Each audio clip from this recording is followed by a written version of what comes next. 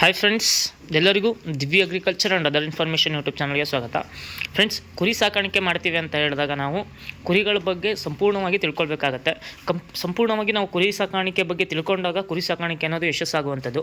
ನೀವು ಇದೇ ರೀತಿ ಕುರಿ ಸಾಕಾಣಿಕೆ ಯಶಸ್ಸನ್ನು ಕಾಣಬೇಕು ಅಂತ ಹೇಳಿದ್ರೆ ನಾವೇನು ಮಾಡಬೇಕು ಅಂತ ಹೇಳಿದ್ರೆ ಫಸ್ಟ್ ಎಕ್ಸ್ಪೀರಿಯೆನ್ಸ್ ಅನ್ನೋದು ಬೇಕಾಗಿರುತ್ತೆ. ಎಕ್ಸ್ಪೀರಿಯೆನ್ಸ್ ಬೇಕು ಅಂತ ಹೇಳಿದ್ರೆ ನೀವು ಯಾವುದೇ ರೀತಿಯ ಯೂನಿವರ್ಸಿಟಿಗಳಲ್ಲಿ ಅದನ್ನ ಕಲಿತು ತೊಗೊಳಕ್ಕಾಗಲ್ಲ.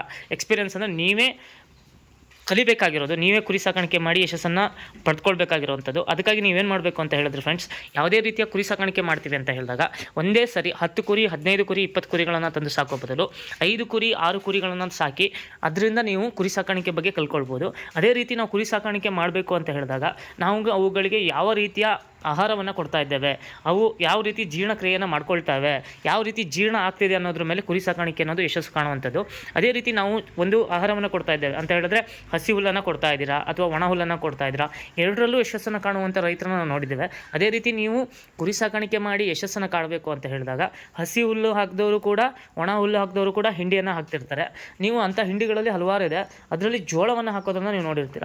ಜೋಳವನ್ನು ನಾವು ಯಾವ ರೀತಿ ಬಳಸಬೇಕು, ಅದನ್ನು ಯಾವ ರೀತಿ ನಾವು ಕುರಿಗಳಿಗೆ ಕೊಡಬೇಕು, ಎಷ್ಟು ಪ್ರಮಾಣದಲ್ಲಿ ಕೊಟ್ಟರೆ ಕುರಿಗಳು ಚೆನ್ನಾಗಿ ಗ್ರೋತ್ ಬರುತ್ತೆ ಅನ್ನೋದನ್ನು ಈ ಒಂದು ಸಣ್ಣ ವೀಡಿಯೋದಲ್ಲಿ ನಾನು ನಿಮಗೆ ತಿಳಿಸ್ತಾ ಹೋಗ್ತೀನಿ. ನೋಡಿ ಫ್ರೆಂಡ್ಸ್, ಬಂದುಬಿಟ್ಟು ನಮ್ಮನೆ ಕುರಿ ಇವು ನೀವು ನೋಡ್ಬೋದು.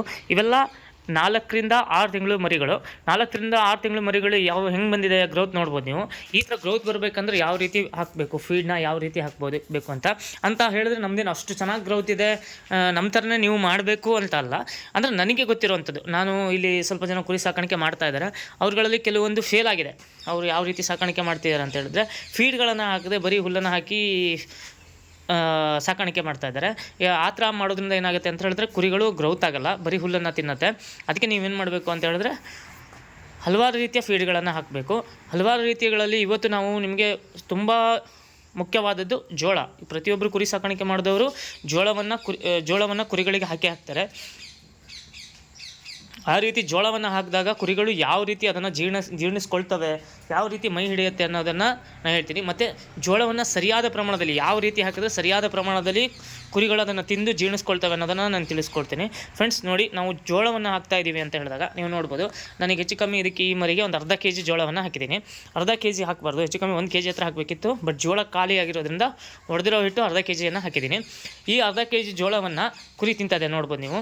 ಈ ಥರ ಹಾಕೋದ್ರಿಂದ ಏನಾಗುತ್ತೆ ಅಂತ ಹೇಳಿದ್ರೆ, ಇಡೀ ಜೋಳವನ್ನು ಹಾಕೋದ್ರಿಂದ ಏನಾಗುತ್ತೆ, ಕುರಿಗಳು ತಿನ್ನುವ ಪ್ರಮಾಣ ಸೇಮ್ ಈಗ ಹೊಡೆದಂಗೆ ಹೆಂಗೆ ತಿನ್ನುತ್ತೋ, ಹೊಡೆಸ್ತಾ ಹೆಂಗೆ ತಿನ್ನುತ್ತೋ ಆವಾಗಲೂ ಹಾಗೆ ತಿನ್ನುತ್ತೆ. ಬಟ್ ಏನಾಗುತ್ತೆ ಅಂದರೆ ಜೀರ್ಣಕ್ರಿಯೆಯಲ್ಲಿ ಸಮಸ್ಯೆ ಉಂಟಾಗುತ್ತೆ. ನೀವು ನೋಡ್ಬೋದು, ಕುರಿ ಹಿಕ್ಕೆ ನೋಡಿ, ಇಲ್ಲಿ ಒಂದು ಕುರಿ ಹಿಕ್ಕೆ ಇದೆ, ತೋರಿಸ್ತೀನಿ ನಾನು ನಿಮಗೆ. ನೋಡಿ, ಈ ಕುರಿ ಹಿಕ್ಕೆಯಲ್ಲಿ ನಾನು ಹೊಡಿತೀನಿ ನೋಡಿರಿ. ಈ ಕುರಿ ಹಿಕ್ಕೆಯಲ್ಲಿ ಯಾವುದೇ ರೀತಿಯ ಜೋಳ ಕಂಡು ಬರ್ತಾಯಿಲ್ಲ ನೋಡ್ರಿ. ಇಲ್ಲಿ 100% ಜೀರ್ಣ ಆಗಿದೆ, ಯಾವುದೇ ರೀತಿ ಸಮಸ್ಯೆ ಇಲ್ಲ, 100% ಜೀರ್ಣ ಆಗಿದೆ. ಅದೇ ನೀವು ಇಡೀ ಜೋಳವನ್ನು ಹಾಕ್ತೀನಿ ಅಂತ ಹೇಳಿದ್ರೆ ಏನಾಗುತ್ತೆ ಅಂತ ಹೇಳಿದ್ರೆ, ಜೋಳ ಅಂದರೆ ಈ ಒಂದು ಹಿಕ್ಕೆಯಲ್ಲಿ ಜೋಳ ಇಲ್ಲಿ ಕಾಣ್ತಿದ್ದಿಲ್ಲ, ಈ ಪುಡಿ ಜೋಳ ಇದ್ರಲ್ಲಿ ಕಂಡು ಬರುತ್ತೆ. ಆ ಕಂಡು ಬಂದಾಗ ಏನಾಗುತ್ತೆ ಅಂದರೆ ಅರ್ಧಂಬರ್ಧ ಜೀರ್ಣಕ್ರಿಯೆ ಆಗಿದೆ ಅಂತ. ಅಂದರೆ ಜೀರ್ಣಕ್ರಿಯೆ 100% ಆಗಿಲ್ಲ, ಅರ್ಧಂಬರ್ಧ ಜೀರ್ಣ ಮಾಡಿಕೊಂಡು ಅರ್ಧಂಬರ್ಧ ವೇಸ್ಟ್ ಮಾಡಿದೆ ಅಂತ. ಆವಾಗ ಏನಾಗುತ್ತೆ ಅಂತ ಹೇಳಿದ್ರೆ, ನಿಮಗೆ ಒಂದು ಜೋಳವನ್ನು ಹಾಕಿರ್ತೀರ, ಅದು ಹಾಕಿರೋದು ವೇಸ್ಟ್ ಆಗುತ್ತೆ, ಅರ್ಧ ತಿಂದು ಅರ್ಧ ಬಿಟ್ಟಂಗಾಗತ್ತೆ. ಅದಕ್ಕೆ ಹೇಳೋದು, ನೀವು ಕುರಿಗಳು ಚೆನ್ನಾಗಿ ಮೇಯಿಸಿದಾಗ ಕುರುಬನಿಗೆ ಲಾಭ ಅನ್ನೋ ಮಾತಿನ ಪ್ರಕಾರ ನೀವು ಈ ಥರ ಪುಡಿ ಮಾಡಿ ಜೋಳವನ್ನು ಹಾಕಿದಾಗ ಏನಾಗುತ್ತೆ ಅಂದರೆ ಕ್ಲೀನಾಗಿ ಜೀರ್ಣಕ್ರಿಯೆ ಆಗುತ್ತೆ. ಜೀರ್ಣಕ್ರಿಯೆ ಚೆನ್ನಾಗಾದಾಗ ಏನಾಗುತ್ತೆ, ಕುರಿಗಳು ಮೈ ಹಿಡಿಯೋ ಪ್ರಮಾಣ ಜಾಸ್ತಿ ಆಗುತ್ತೆ. ರೈತರು ಯಾರೇ ಆಗಲಿ ಒಂದು 10 ರೂಪಾಯಿ ಲಾಭ ಮಾಡ್ಕೋಬೇಕು ಅಂತಲೇ ನೀವು ಮಾಡಿರ್ತೀರ. ಈಗ ಮರಿಗಳ ರೇಟ್ ನೋಡ್ಬೋದು ನೀವು, ತುಂಬ ಆಗಿದೆ. ನೀವು ಈ ಥರ ಒಂದು ತಲೆ ಇಟ್ಟು ಸ್ವಲ್ಪ ಯೋಚನೆ ಮಾಡಿ ಕುರಿಗಳಿಗೆ ಫೀಡ್ ಹಾಕೋದ್ರಿಂದ ಏನಾಗುತ್ತೆ ಅಂತ ಹೇಳಿದ್ರೆ ಅವು 100% ತಿಂದು ಜೀರ್ಣಕ್ರಿಯೆ ಜಾಸ್ತಿಯಾಗಿ ಮೈ ಹಿಡಿಯೋ ಪ್ರಮಾಣ ಚೆನ್ನಾಗಿರುತ್ತೆ. ಆವಾಗ ನಿಮಗೆ ಲಾಭ ಆಗುತ್ತೆ. ನೀವೇನು ಮಾಡಬೇಕು ಅಂತ ಹೇಳಿದ್ರೆ, ಈ ಥರ ಪುಡಿ ಜೋಳದ ಜೊತೆ ಕೆಲವೊಂದು ಟಾನಿಕ್ಗಳನ್ನು ಕೊಡಬೇಕಾಗತ್ತೆ. ಯಾವ ರೀತಿಯ ಟಾನಿಕ್ಗಳು ಕೊಟ್ಟರೆ ಅವು ಹೆಚ್ಚಿನ ಪ್ರಕಾರದಲ್ಲಿ ಲಿವರ್ ಟಾನಿಕ್ಗಳನ್ನು ಕೊಟ್ಟಾಗ ಹೆಚ್ಚಿನ ಮೈ ಹಿಡಿಯುತ್ತೆ, ಅಂದರೆ ಮೈ ಹಿಡಿಯೋ ಪ್ರಮಾಣ ಜಾಸ್ತಿ ಇರುತ್ತೆ. ಲಿವರ್ ಚೆನ್ನಾಗಿರೋದ್ರಿಂದ ಚೆನ್ನಾಗಿ ಜೀರ್ಣಕ್ರಿಯೆ ಎಲ್ಲ ಚೆನ್ನಾಗಾಗುತ್ತೆ. ಆ ಥರ ಲಿವರ್ ಟಾನಿಕ್ಗಳು ಯಾವುವು ಅಂಥೇಳಿ ಮುಂದಿನ ವೀಡಿಯೋಗಳಲ್ಲಿ ನಾನು ತಿಳಿಸ್ತೀನಿ, ನಾವು ಯಾವ ರೀತಿ ಕೊಡ್ತಾ ಇದ್ದೀವಿ ಅಂತ. ಮತ್ತು ಹಾಗೆ ನೀವು ನೋಡ್ಬೋದು, ಜೋಳದಲ್ಲಿ ಅತಿ ಹೆಚ್ಚಾಗಿ ಪ್ರೋಟೀನು, ಕೊಬ್ಬು, ಖನಿಜ, ನಾರು, ಕ್ಯಾಲ್ಸಿಯಂ, ರಂಜಕ, ಕಬ್ಬಿಣ, ತೇವಾಂಶ ಇರೋದ್ರಿಂದ ಕುರಿಗಳು ಇದನ್ನ ತುಂಬ ಚೆಂದ ತಿನ್ನುತ್ತೆ. ಮತ್ತು ಇದರಲ್ಲಿ ಇವೆಲ್ಲ ಇಂಗ್ರೀಡಿಯೆಂಟ್ಸ್ ಇರೋದ್ರಿಂದ ಕುರಿಗಳು ತುಂಬ ಚೆಂದ ಮೈ ಹಿಡಿಯುತ್ತೆ. ಮತ್ತು ನೀವು ನೋಡ್ಬೋದು, ಅತಿ ಹೆಚ್ಚಾಗಿ ಜೋಳವನ್ನು ಮಹಾರಾಷ್ಟ್ರದಲ್ಲಿ ಬೆಳೀತಾ ಇದ್ದಾರೆ. ಅದನ್ನು ಬಿಟ್ಟರೆ ನೆಕ್ಸ್ಟಾಗಿ ಕರ್ನಾಟಕದಲ್ಲೇ ಬೆಳೀತಾ ಇರೋದು, ಎರಡನೇ ಅತಿ ಹೆಚ್ಚಾಗಿ ಬೆಳೀತಾ ಇರೋದು ಕರ್ನಾಟಕದಲ್ಲಿ ಬೆಳೀತಾ ಇದ್ದಾರೆ. ಅದರಿಂದ ನೀವು ಜೋಳವನ್ನು 20ರಿಂದ 26 ರೂಪಾಯಿ ಇದ್ರ ಒಳಗಡೆ ತೊಗೊಬಂದು ಹಾಕ್ಬೋದು. ನಿಮಗೆ ಕಾಸ್ಟ್ ಕೂಡ ಕಡಿಮೆ ಆಗುತ್ತೆ. ಮತ್ತು ಕುರಿ ಚೆನ್ನಾಗಿ ಮೈ ಹಿಡಿಯೋದ್ರಿಂದ ನೀವೇನು ಮಾಡಬೇಕು ಅಂತ ಈ ಜೋಳವನ್ನು ಹಾಕೋದಕ್ಕಿಂತ ಅದನ್ನು ಒಡಿಸಿ ಕುರಿಗಳಿಗೆ ಕೊಡೋದ್ರಿಂದ ಕುರಿಗಳು ತುಂಬ ಚೆನ್ನಾಗಿ ಬರುತ್ತೆ. ನೋಡಿ ಎಷ್ಟು ಚೆನ್ನಾಗಿ ತಿಂತಾ ಕುರಿ.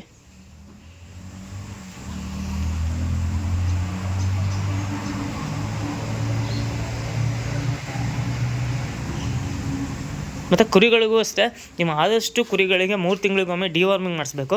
ಡಿವಾರ್ಮಿಂಗ್ ಯಾವ ರೀತಿ ಮಾಡಿಸ್ಬೇಕು ಅನ್ನೋದನ್ನು ಎಲ್ಲ ನಾನು ಮುಂದಿನ ವೀಡಿಯೋಗಳಲ್ಲಿ ತಿಳಿಸ್ಕೊಡ್ತೀನಿ. ಆದಷ್ಟು ಹೊಸದಾಗಿಂದ ಕುರಿ ಸಾಕಾಣಿಕೆ ಮಾಡೋರು ಆದಷ್ಟು ಡಿವಾರ್ಮಿಂಗ್ಗಳನ್ನು ನೀವೇ ಟ್ರೈ ಮಾಡಲಿಕ್ಕೆ ಹೋಗಬೇಡಿ. ಯೂಟ್ಯೂಬ್ಗಳನ್ನು ನೋಡಿಕೊಂಡು ದಯವಿಟ್ಟು ಆದಷ್ಟು ಡಾಕ್ಟ್ರ್ ಹತ್ರ ಡಿವಾರ್ಮಿಂಗ್ನ ಮಾಡಿಸ್ರಿ. ಯಾಕಂತ ಹೇಳಿದ್ರೆ ಡಿವಾರ್ಮಿಂಗ್ ನೀವು ಮಾಡೋದ್ರಿಂದ ಇನ್ನೂ ಸ್ವಲ್ಪ ಹೆಚ್ಚು ಕಮ್ಮಿ ಆದರೂ ಕುರಿಗಳಿಗೆ ಕಣ್ಣು ಹೋಗುವಂಥ ಚಾನ್ಸಸ್ ಇರುತ್ತೆ, ಒಮ್ಮೊಮ್ಮೆ ಕಾಲು ಹೋಗೋ ಚಾನ್ಸಸ್ ಇರುತ್ತೆ, ಮತ್ತು ಕುರಿಗಳು ಸಾಯುವಂಥ ಚಾನ್ಸಸ್ ಕೂಡ ಇರುತ್ತೆ. ಅದಕ್ಕಾಗಿ ಆದಷ್ಟು ಡಿವಾರ್ಮಿಂಗ್ನ ಡಾಕ್ಟ್ರ್ ಹತ್ರ ಮಾಡಿಸಿ ಮತ್ತು ಕುರಿಗಳನ್ನ ತುಂಬ ಚೆನ್ನಾಗಿ ಸಾಕಾಣಿಕೆ ಮಾಡಿ ಲಾಭ ಮಾಡ್ಕೊಳ್ಳಿ ಅಂತ ಹೇಳ್ತಾ ಈ ಒಂದು ವಿಡಿಯೋನ ಮುಗಿಸ್ತಾ ಇದ್ದೇನೆ. ಧನ್ಯವಾದಗಳು.